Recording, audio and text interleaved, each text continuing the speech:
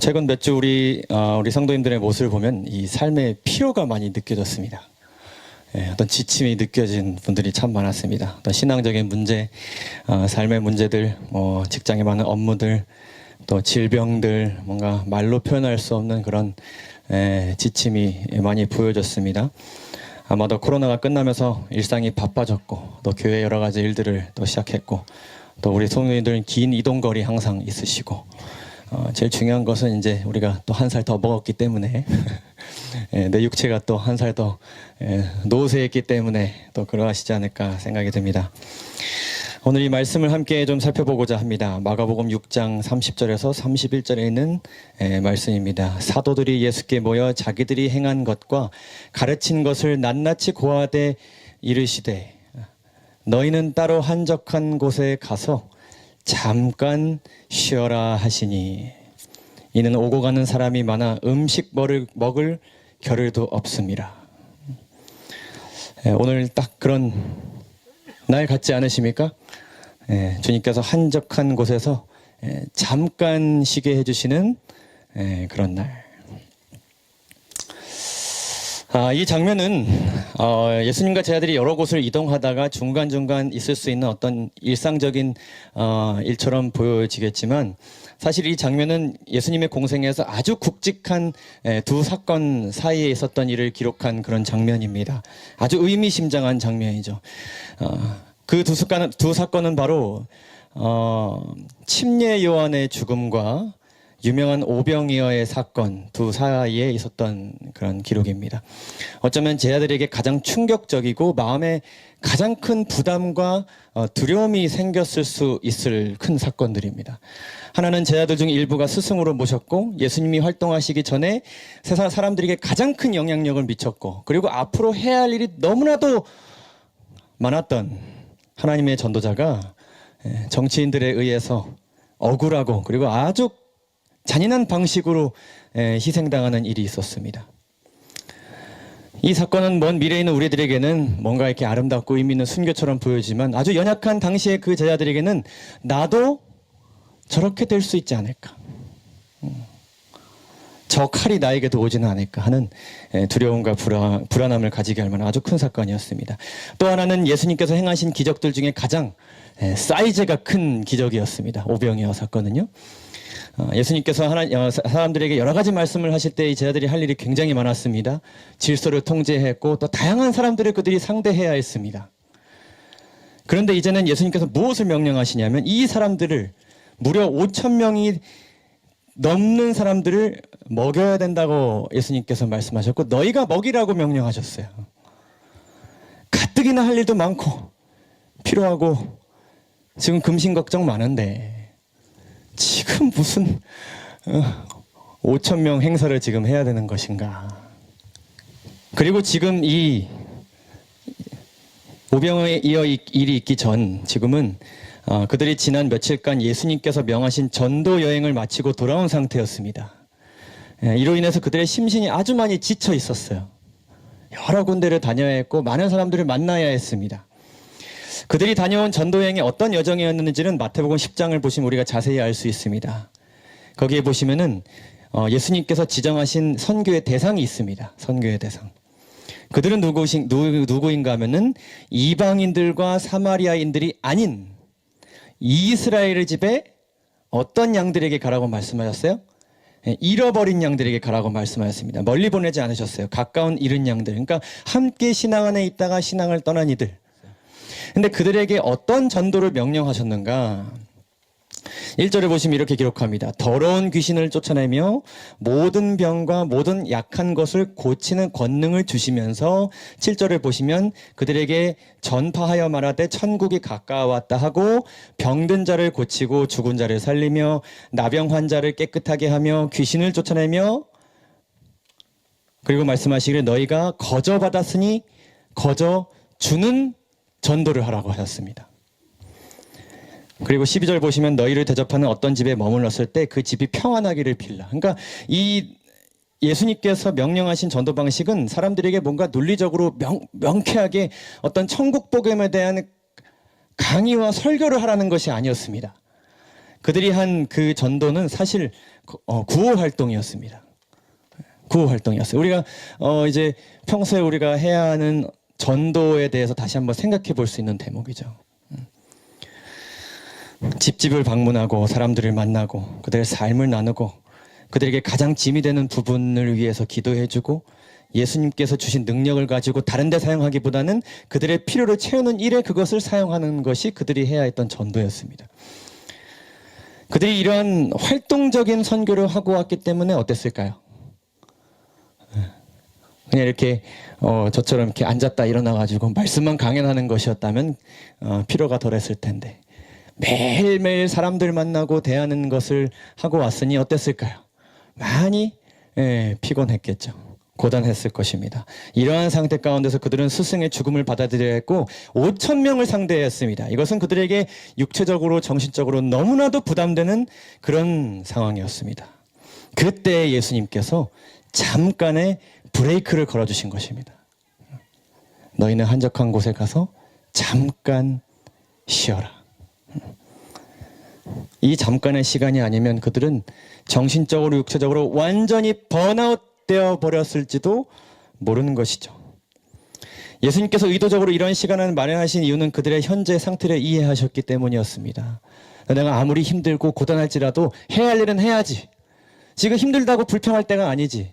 지금 앉아있을 때가 아니지. 내가 지금 3년 반밖에 지금 공생이 못하는데 지금 앉아있을 시간이 어디 있어? 이렇게 말씀하시기보다는 쉬어라. 그렇게 말씀하셨어요. 그들이 지쳐있음을 예수님께서 이해해 주셨습니다. 첫째로 예수님께서는 그들의 수고함으로 인한 지침을 이해하셨습니다. 창세기 3장 17절에서 인간은 죄의 결과로 땅에 저주를 받아서 평생 수고해야만 소산을 얻을 수 있는 그러한 인생을 살아야 되게 되었습니다. 그리고 대부분의 인간은 이 저주받은 땅에서 더 많이 소산을 얻고자 평생 수고하다가 죽습니다. 어떻게 하면 더 좋은 열매를 얻을지, 어떻게 하면 더 많은 열매를 얻을지, 요즘은 특히 어떻게 하면 덜 수고하고 열매를 많이 얻을지, 이게 대부분의 인간의 평생의 숙제죠. 그러나 예수님의 제자들은 예수님의 가르침에 따라 자신이 아닌 다른 사람의 수고를 덜어주기 위해 내가 더 수고하고자 했습니다. 비록 서툴고 뭘 아직 잘 모르고 예수님이 왜 오셨는지도 제대로 설명할 수 없는 상태였을지라도 뭐라도 해보고자 하는 그들의 수고를, 그리고 그 수고로 인한 지침과 부담감을 예수님께서 이해하셨습니다. 이사야서 65장 23절을 보시게 되면 이렇게 기록합니다. 그들의 수고가 헛되지 않겠고 그들의 생산한 것이 재난을 당하지 아니할 것이다. 세상의 눈에 보기에는 이 제자들의 수고가 헛된 것을 위한 수고로 보일지라도 열매가 없는 것처럼 얻는 게 무엇인가, 얻는 게 있다고 그러는데 그것이 무슨 의미가 있는 것인가 라는 시선이 있을지라도 하나님께서는 그들의 수고가 헛되지 않을 것이고 그로 인한 열매를 하나님께서 지켜 보호하실 것이라고 우리에게 약속해 주고 계십니다. 사랑하는 우리 모든 성도 여러분, 하나님께서는 우리의 수고로 인한 성과, 도달한 수준을 보시는 것이 아니라 주님 안에 있으려는 수고와 노력을 보심을 여러분 믿으시기 바랍니다. 수고하여 얼마나 얻었는가 보다 수고하고 있는지, 애쓰고 있는지, 힘쓰고 있는지, 싸우고 있는 중에 있는지 그것을 보신다는 것을 여러분 믿으시고 이것이 연약한 우리에게 얼마나 큰 은혜인지를 여러분 꼭 기억하시기 바랍니다. 그리고 수많은 실패를 동반한 우리의 수고를 이해해 주시는 주님으로부터 특별히 오늘 이 시간 참된 위로와 평강을 얻으시기를 간절히 바랍니다. 두 번째로 주님은 그들의 수고뿐만 아니라 그들의 욕먹음을 이해하셨습니다. 그들은 수고만 한 것이 아니었어요. 많이 수고하고 애썼는데 그들은 수많은 사람들로부터 욕먹고 상처받았습니다. 살리려고 했는데 당신이 뭔데 나를 살리려고 하냐고 그런 비난을 그들이 받았습니다. 누구로부터요? 동족들에게서, 같이 신앙했던 사람들에게서, 기독교에 대해 아는 사람에게서, 교회를 다녔던 사람에게서 그러한 비난을 그들이 받았습니다. 그리고 너무나도 이 수많은 비난으로 인하여서 그들의 심령이 많이 상처받은 가운데 주님께서는 그들의 귀에 계속해서 들려온 이 비난의 소리를 멈춰주실 필요가 있으셨습니다. 시대서망은 이렇게 기록합니다. 그들은 일하는 중에 투쟁의 시련을 겪었으며 여러 가지 모양의 반대를 만났었다. 교묘한 반대, 의미심장한 말, 뼈 있는 말, 대놓고 욕하는 것, 뒷담화, 다양한 모양의 반대를 만났었다. 지금까지 그들은 모든 일에 그리스도께 자문을 구해왔었다. 그러나 한동안 그들은 그들끼리만 지냈으며 어찌할 바 모르는 고난을 여러 번 당하였었다. 여러분, 개인의 삶에 홀로 들어가시게 되었을 때 어떠십니까? 지금은 뭔가 우리가 말씀을 나눠보면 가서 하면 될 것 같아요. 이렇게 하면 될 것 같아요. 이렇게 대응하면 될 것 같고 이렇게 반응하면 될 것 같아요. 설명하면 될 것 같아요. 근데 여러분, 현장에 나가시면 어떠십니까? 그게 딱딱딱 되나요? 이렇게 얘기하면 이렇게 반응하던가요? 그들은 이곳에 있으며, 이곳은 바로 예수님과 잠깐 쉬러 온 그 한적한 곳에 있으며, 그들은 그렇게 초청해 주신 예수님 덕분에 왕래하는 도로와 도시의 번잡과 소요에서 격리될 수 있었다. 예수님께서 이렇게 격리해 주신 것입니다. 잠깐 피해, 나랑 있어. 그곳에서의 자연의 경치는 그 자체가 일종의 휴식이었으며 그들의 오감에 즐거움을 주는 변화였다. 그들은 여기에서 서기관들과 바리새인들의 분노한 방해 소리, 그리고 역습과 비난의 소리를 듣지 않고 그리스도의 말씀에만 귀를 기울일 수 있었다. 그들은 여기에서 잠시 동안 저희의 주와 단란하게 귀중한 교제의 시간을 즐길 수 있었다. 우리가 이 시간 하나님께서 마련해 주신 건 느끼시나요? 잠시 그 소리로부터 탈출시켜 주신 주님의 은혜가 여러분 모두 느껴지십니까? 그들은 그들의 잃은 양으로부터 욕을 먹었습니다. 마태복음 10장을 보시면 그들로부터 심지어 채찍질 당할 것이라고 하였습니다. 그리고 예수님께서 16절에 말씀하시기를 보라, 내가 너희를 보냄이 양을 누구에게 보낸 것 같도다. 이리 가운데 보낸 것 같도다. 근데 이 이리가 누구예요? 이것이 뭐 바벨론의 지도자들이 아니에요. 이 이리가 누굽니까? 함께 한 나라에 살아가고 있는 사람들이에요. 여러분, 아는 사람이 더 무섭습니까? 아는 사람이 더 무서워요? 뭘 잘 모르는 사람들은 제자들의 헌신을 순수하게 보지만 알 거 다 아는 사람들은 의심합니다. 가식일 수도 있지 않을까? 저게 진심일까? 왜냐면 내가 그래 봤으니까요. 교회 다녀봤고 나름 헌신해 봤으니까요. 여러분, 예수님의 제자로서의 삶은 욕먹는 삶입니다. 비난받는 삶이에요. 성령의 은사를 선교와 교회를 위해 사용하는 삶은 비난받는 삶입니다. 대우받고 칭찬받는 삶이 결코 아닙니다. 이 삶은, 우리의 삶은 수고 다 해주고 욕먹는 삶이에요. 신앙이 자랄수록, 주님의 모본을 따를수록, 또는 우리가 직분을 맡아 교회에 헌신할수록 더 비난받고 욕먹는 삶입니다. 그것이 성경에서 말씀하시는, 예수님께서 말씀하시는 제자들의 삶이에요. 미리 대비하도록 하셨습니다. 너희는 그렇게 살아가게 될 것이야. 여러분, 우리는 한번 생각해 볼 필요가 있습니다. 내가 세상 속에서 혹은 교회 안에서 살아가면서 내 자신은 혹 주로 비난을 받는 사람인지, 혹은 비난을 하는 사람인지, 아니면 비난도 받고 비난도 하는 사람인지 한번 생각해 볼 필요가 있어요. 혹 내가 정당한 이유로라도 누군가를 비난한다면 오히려 내가 제자가 아니고 나로 인해 비난당하는 저 대상이 오히려 예수님의 제자일 수도 있습니다. 그럴 수도 있어요.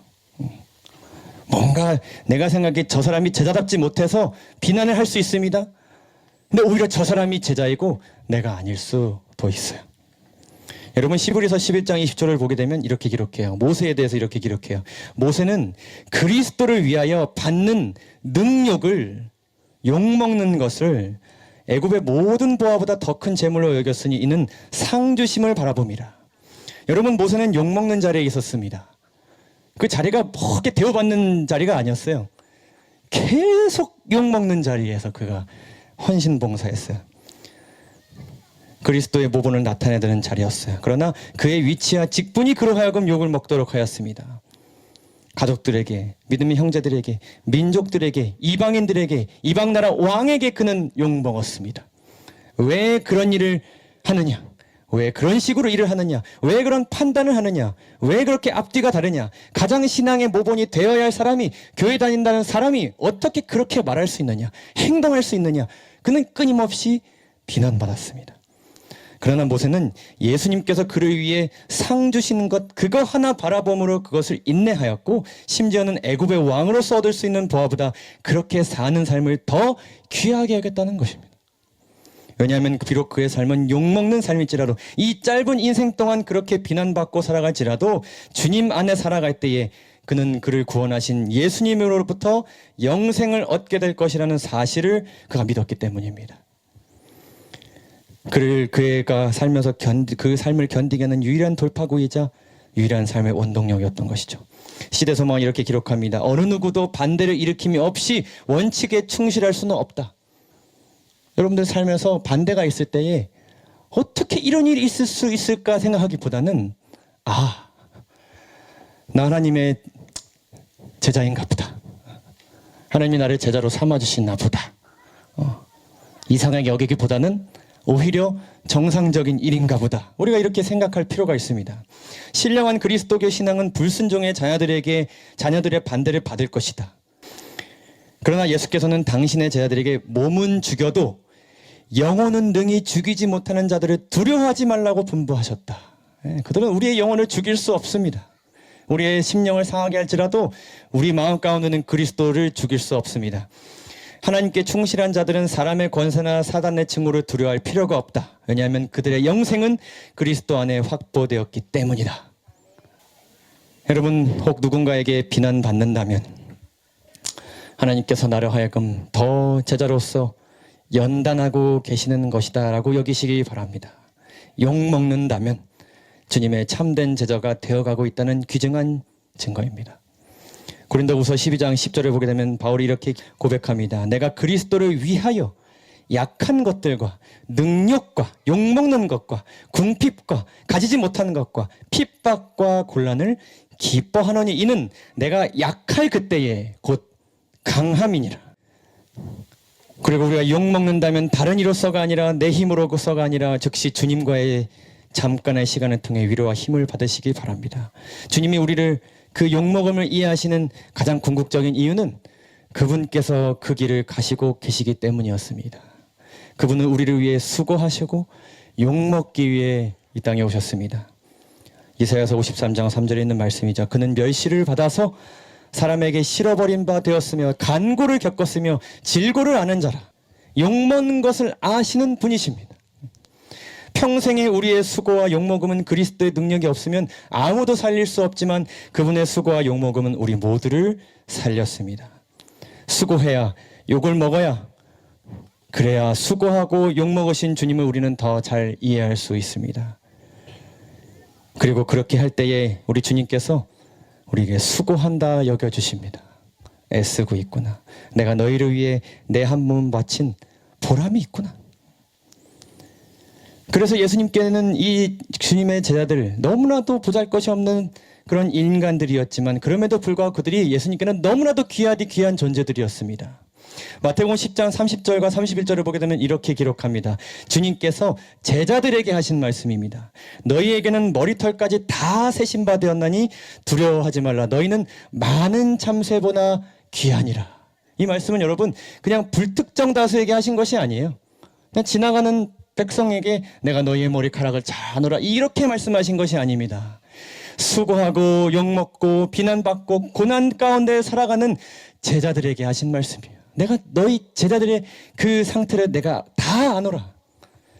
많은 참새보다 내가 너희를 귀하게 여기고 있노라.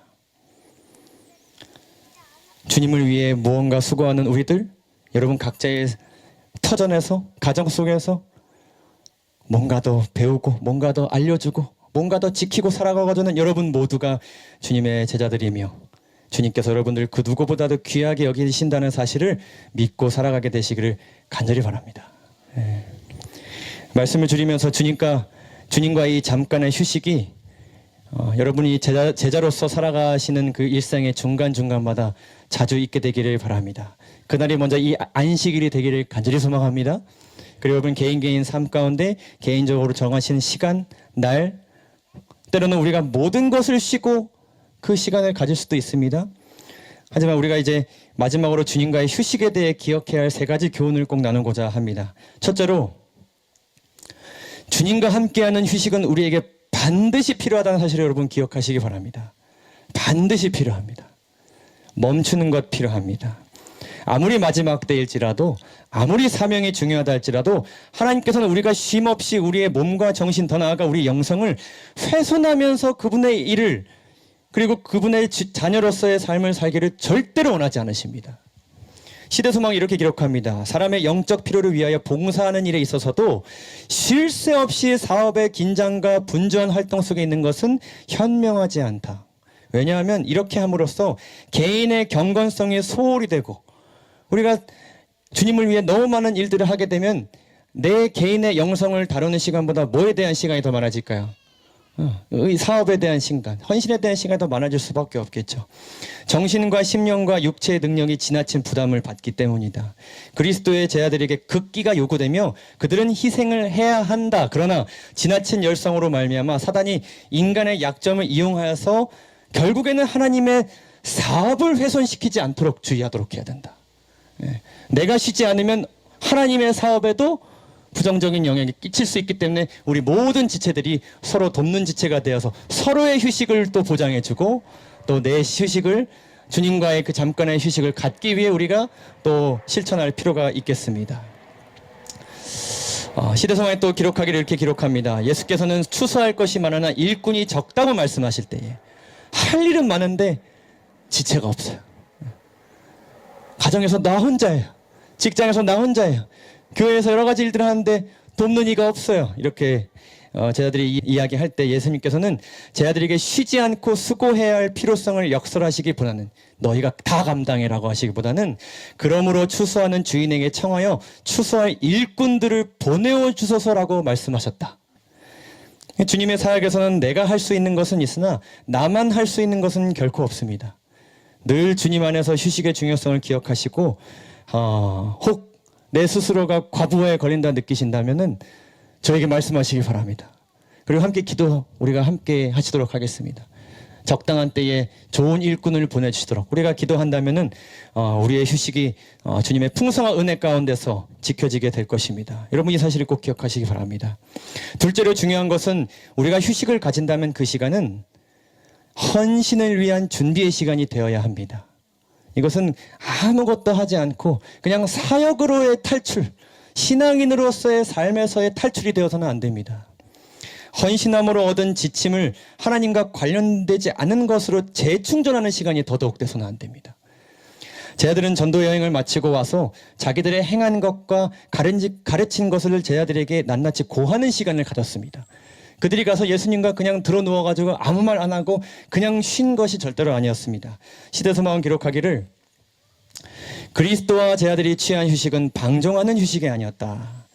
그들이 한적한 곳에서 보낸 시간은 향락을 추구하는 데 쓰이지 않았다. 그들이 무엇을 했는지 잘 보시죠. 그들은 하나님의 사업과 그 사업을 더 능률적으로 행할 수 있는 가능성에 대해서 서로 이야기했다. 예수님, 제가 이 사람을 이렇게 대해봤는데 반응이 참 이렇습니다. 제가 어떻게 하면 좋을까요? 그때는 이런 마음으로 이렇게 대해보아라. 다음에 이런 일들이 또 발생할 텐데 제가 그 지도자들을, 그 사람들을 어떻게 대하면 좋을까요? 그때는 너희가, 이때는 말을 하지 않고 이때는 너희가 할 말을 하며, 이런 것들은 타협하지 말고 이 원칙을 지켜라. 이런 대화를 예수님과 그들이 한 것이죠. 그리고 기록하기를, 이때에 예수님께서는 그들의 과오를 고쳐주시고 사람들에게 접근하는 바른 방법을 명확하게 알려주셨다. 내가 무엇이 문제였는지, 내 안에 주님의 능력이 얼마나 필요한지를 깨닫는 시간, 주님으로부터 올바른 헌신과 선교 방식을, 그리고 살아가는 방식을 배우는 시간이 되어야 합니다. 마지막으로 세 번째로는, 이 대목은 여러분들 모두 안타깝게 느껴지실 수도 있겠지만 이 휴식은 잠깐이어야 합니다. 잠깐이어야 합니다. 너무 길면 안 됩니다. 너무 오래 지속되어서는 안 됩니다. 이 떠남과 이 분리됨이 너무 오래되어서는 안 됩니다. 빛을 전하는 일이 오래 멈춰진 휴식은 우리를 원치 않는 길로 인도할 수 있습니다. 사단이 우리의 마음을 공격할 수 있습니다. 주님은 그분의 공생애 중 귀중한 시간을 제자들을 위해 할애하셨지만 주님은 그것을 하기 위해 이 땅에 오신 것이 아닙니다.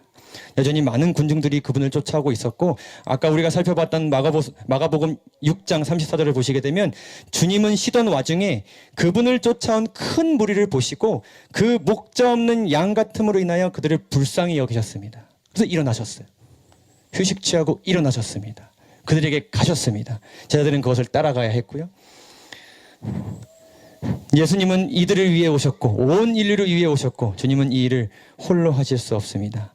나태해지는 휴식이 아닌 주님을 위해 일하기 위해 그리 길지 않는 재충전의 시간, 여러분 꼭 가지시기 바랍니다. 무엇보다 이 안식일이 우리 모두에게 선교를 위해 주님과 교제하는 시간이 되도록 함께 노력해 주시기를 간절히 호소합니다. 우리는 이제 전도회를 앞두고 있습니다. 전도회를 앞두고 있습니다. 전도회를 2주 앞두고 이 잠깐의 휴식이 오병이어 전 잠깐의 휴식임을 저는 믿습니다. 여러분 모두 그렇게 믿으신가요? 과연 이 전도를 통해서 우리가 그 사람들을 다 구원에 이끌 수 있을까? 누가 올까? 오긴 할까? 내가 영상 보내주면 참여하긴 할까? 이런 마음 여러분 마음 가운데 있으시죠? 이 잠깐의 휴식을 통해 여러분 그거에 대한 확신을 가지시기 바랍니다. 이 휴식을 통하여서 오병이어의 사건이 일어나게 되었습니다. 우리가 해야 할 일은 그저 하루 충실하는 것, 다음 주 충실하는 것, 안식일에 충실하는 것. 그럴 때에 하나님께서 그 열매, 그것은 과거의 성경 속 기록이 아니라 이 진리 횃불 교회에서 일어나는 기적의 일로 하나님께서 우리에게 모두 허락해 주실 것을 여러분 믿어 의심치 않으시길 간절히 바랍니다. 잠깐 쉬어라. 이 말씀이 우리에게 큰 위로와 힘이 되길 바라면서 고린도전서 15장 58절을 읽고 마치도록 하겠습니다. 그러므로 내 사랑하는 형제들아, 견실하며 흔들리지 말며 항상 주의 일에 더욱 힘쓰는 자들이 되라. 이는 너희의 수고가 주 안에서 헛되지 않은 줄을 알미라. 아멘. 말씀을 마치겠습니다. 감사합니다.